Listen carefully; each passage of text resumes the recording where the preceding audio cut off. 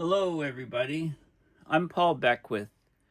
Recently, in the last few years, there's been an alarming rise in the number of marine heat waves that have been measured and monitored, observed, and especially in 2023 and 2024, when we've had record high temperatures and, in fact, accelerated warming. So, just to remind you, 90% plus of the heat that is absorbed by the Earth, it goes into the oceans to heat the oceans, and it takes a lot of energy to heat the oceans. So it doesn't heat as much as the atmosphere.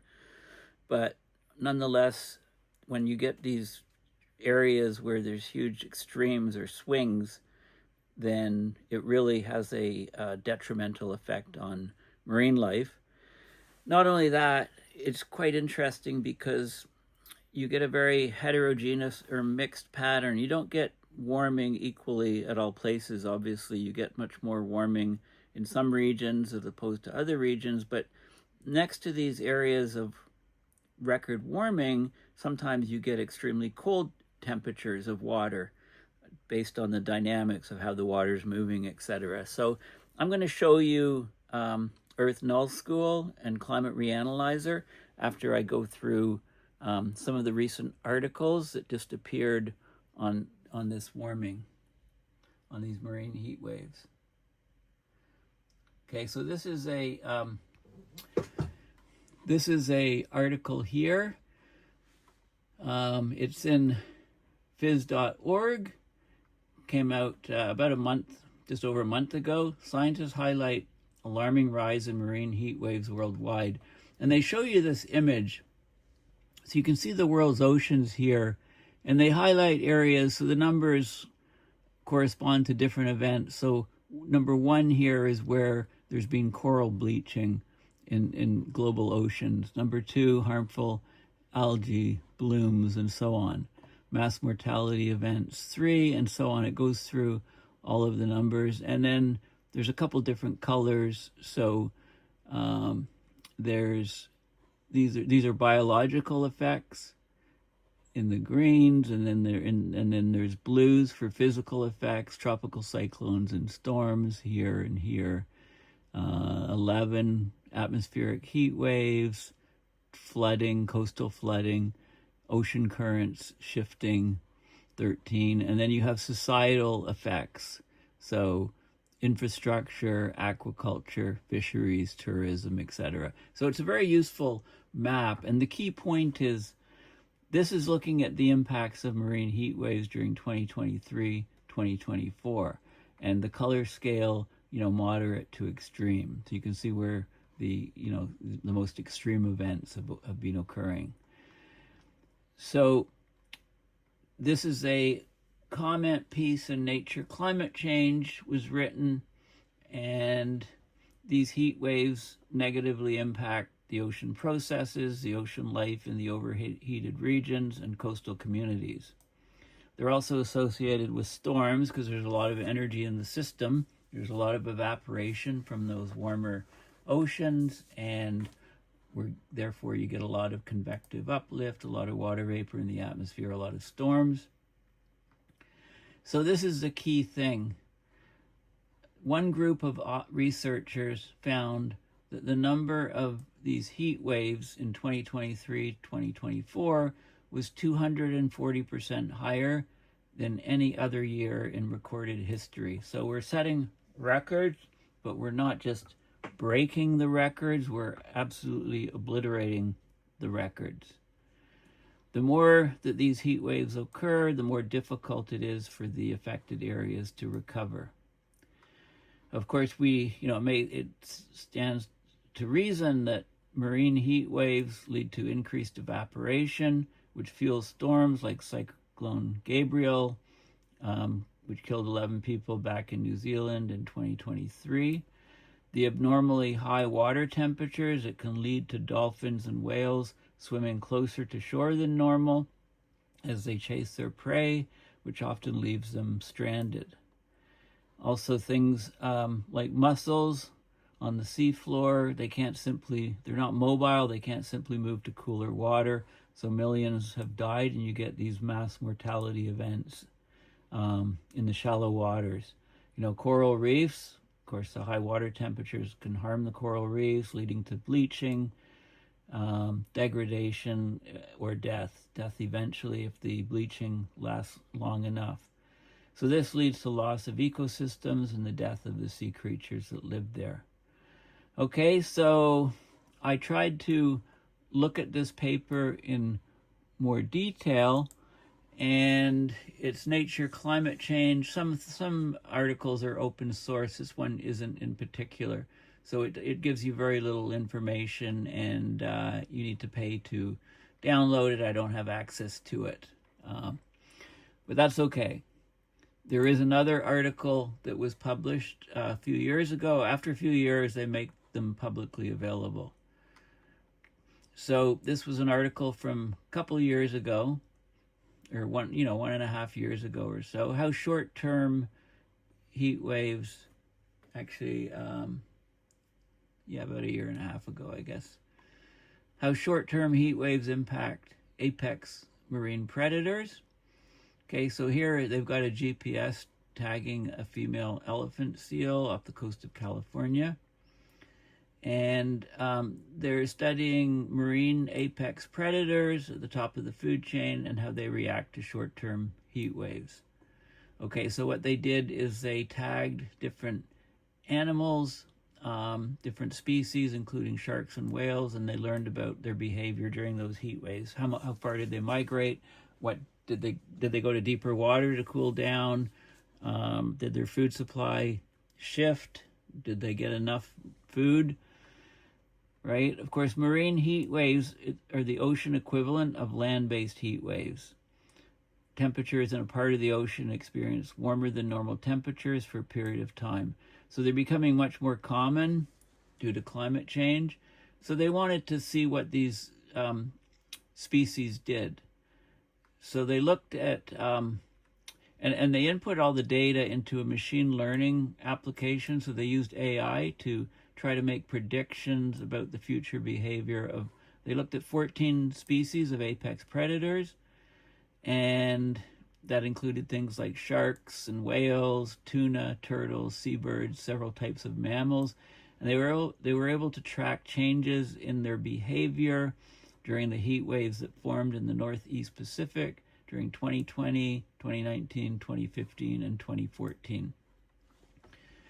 So they found variable responses, right? Of course, some species more suffered than not, but some others prospered. Bluefin tuna and blue sharks were forced to deal with near total loss of their habitat during a 2015 heat wave. On the opposite end of the spectrum, sea lions and elephant seals saw huge habitat gains during a 2019 heat wave. Many species moved to cooler areas during heat waves, whether that meant more polar waters, or they just searched out cooler waters, or they went deeper. So that was things like bluefin, albacore, yellowfin tuna. They moved from unusually warm waters off the coast of Mexico in 2014 to cooler waters off the coast of California. Okay, so a lot of the activity was highly predictable from these heat waves. So let's just have a quick look at that paper. And that is publicly available now. It probably wasn't when it was released, so we'll just have a quick look at it. The impacts of marine heat waves on top predator distributions are variable but predictable. Okay, so marine heat waves, they cause widespread environmental, biological, and socioeconomic impacts. They vary in intensity and evolution. There's not a lot of information on how they affect species. So they actually analyzed the effects of 4 heat waves in the northeastern Pacific going back to 2014, and they looked at 14 top predator species of importance, and they found that heat waves rapidly altered the biogeographies, the interactions, they say political, but the interactions between different species. up to 10% of predicted habitat across all species shifted jurisdictions. So they moved, they migrated during individual heat waves to go to cooler water. So let's have a look at the results here.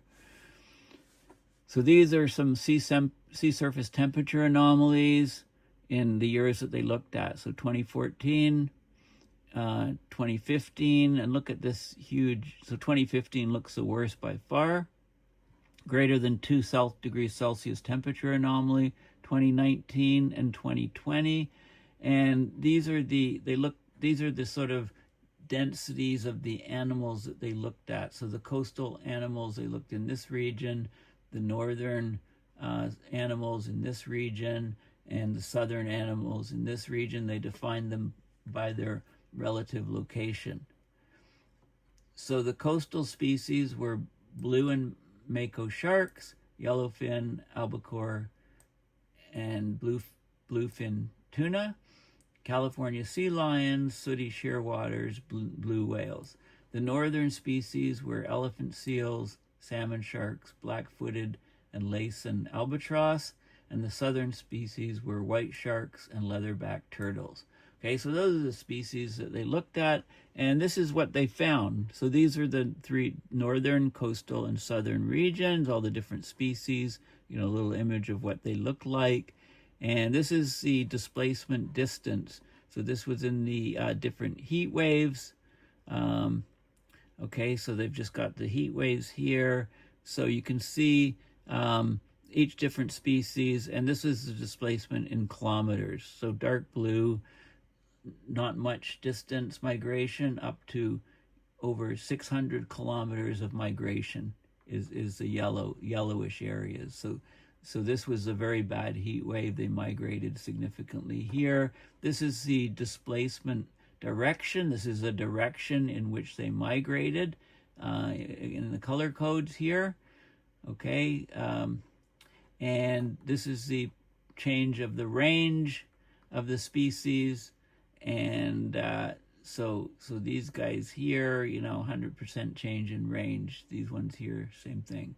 Percentage change in range and percentage change in area of habitat. So very interesting.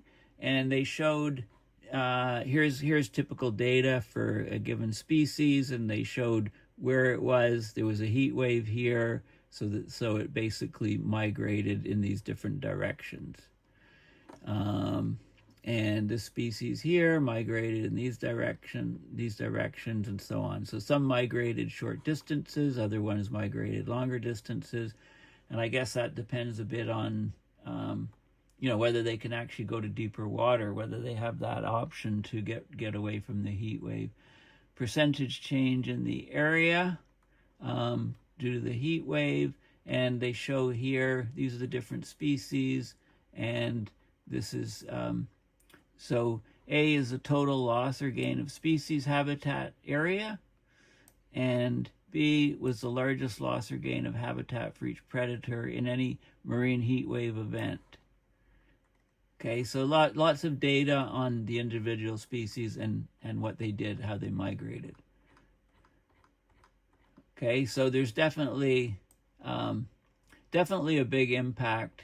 They give more details, lots of references and details on how they performed the studies. Okay, but the bottom line is that these marine heat waves are causing quite a large distribution in species, in how species behave, and whether they thrive or just survive, and so on. And this is kind of novel because they were able to tag and track all these different species to see what they were doing. We didn't know before. Now, let's look at Climate Reanalyzer, just today's weather map. I'll just update this. The links are all in the description. If we look at Sea Surface Temperature Anomaly, look what's going on here. There's a very warm area here, but there's an extremely cold area right next to it. This is Sea Surface Temperature Anomaly. If we look at sea surface temperature, you can see it looks like a lot of water is coming down from the Arctic, perhaps causing this cold region here to appear, but we'll have to have a look at it. There's some heat waves down here off the coast here. You know, of course, this would be bright. This would be lit up like a Christmas tree if it was an El Nino. It's a neutral state, I believe. So there's some heat waves here in various regions. And some very cold areas over here. This is a Kuroshio current. So, you know, is this sort of, you know, it's interesting because we talk about an AMOC shutdown, right? But what happens in the Pacific? Does the Kuroshio current also shut down? I don't think that's been studied a lot. I'd have to look at that in more detail, I think. And lots of heat in the southern hemisphere.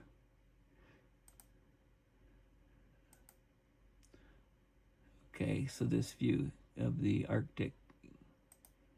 Okay, so this is, let's have a look at Earth Nullschool and look at this in more detail. So I'm in Earth Nullschool, and I'm looking at the ocean, the current, sea surface temperature anomaly. This is sea surface temperature. Okay, so the sea surface temperature, you can see this warm area coming up here. But when you look at the anomaly, right, you can see this. So let's zoom out a little bit and first of all, look a little bit. So there's this heat wave here, marine heat wave, lots of heat down here off the tip of Africa, southern tip of Africa. You know, out here in the Pacific, but very cold over here. You know, there's a lot of structure, right? There's a lot of details. So let's have a look here. What's going on with the Gulf Stream here?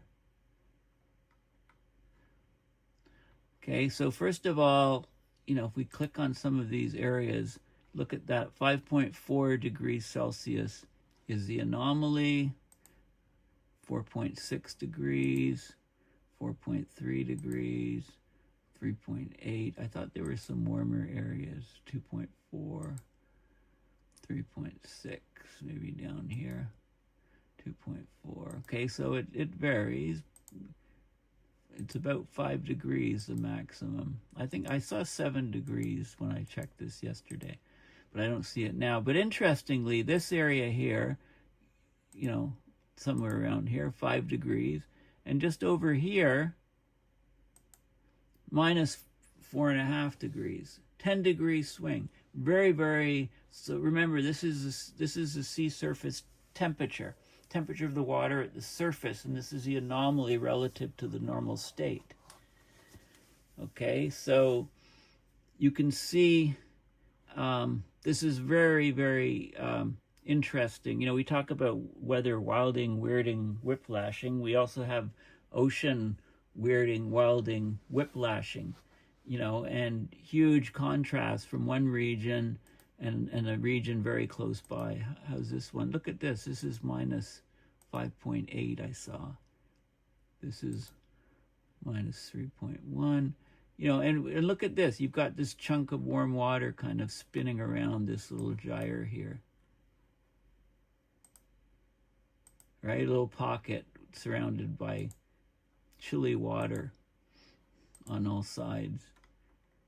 So what is going on here? Let's see if we can find some areas that are warmer. I did see 7 yesterday, but I don't see 6.4. Okay, maybe right in this area. Do we see 6.6 there? That's the highest I can see. Or maybe I'll see if I can get it. 6.7. Okay, almost 7. Okay, and then right here, minus 6. Right, this is actually quite a sharp transition. So what is going on down here? We've got the Gulf Stream coming up here as normal, but it looks like we've got cold water coming down here, or, you know, maybe the Gulf Stream's normally a lot wider and it's coming up all of this, bringing up warm water up all here, this route, and it's kind of focused and narrowed and gone up more offshore. So this water now is all at a negative temperature anomaly. I'm not sure. This is really quite... So you know, we can talk about marine heat wave, but we also have its marine heat variability, or marine, the contrast between one area here and an area extremely close is quite an amazing situation, dynamic situation. So this is well worth watching over the next little while. Is this a sign that the AMOC is about to shut off? I'm not sure what's going on. I'll have to look at this in more detail. But anyway, it probably is worth tracking, over the next little while to see what's going on. Okay, so in summary, short little video. We've seen an alarming rise in marine heat waves worldwide, and it's having huge biological implications, physical implications, societal implications, and but it's not uniform heating. You can see, you can play around with this Earth Nullschool with Climate Reanalyzer, and especially have a look at this area, because this is really interesting here. Let's have a look back in time. So, let's go back a little bit and see how long this structure has been there.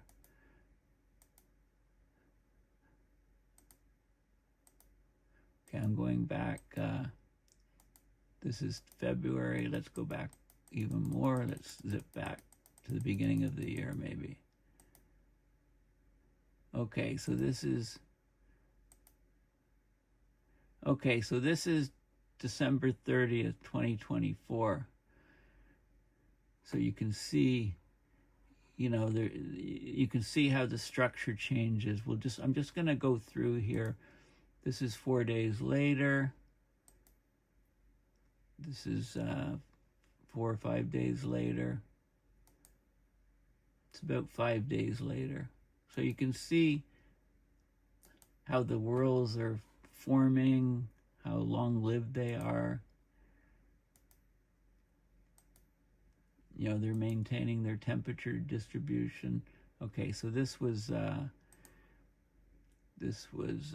February 8th, when you get this isolated here, and then February 13th, it kind of connected and joined.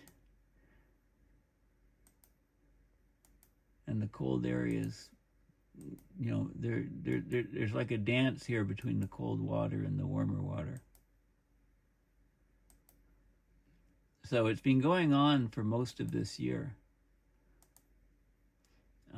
So if you have any information on what might be causing this, make sure you put it in the comments section of this video, and also, track this over the next, we've seen it happening. It's been running, all year pretty much. So, we'll keep an eye on it and see what happens, and maybe do some AI searches and try to find out, if anybody is saying anything about this, because this is the most interesting sort of feature that is happening in the ocean right now that I can see, and really wonder what the heck's going on. Okay, well, anyway, thank you for listening. Please consider donating, going to my website, paulbeckwith.net, and donating to PayPal to support my research and videos. And be sure to check out my Paul Beckwith store for t-shirts and caps, etc. Okay, well, thanks again for watching, and bye for now.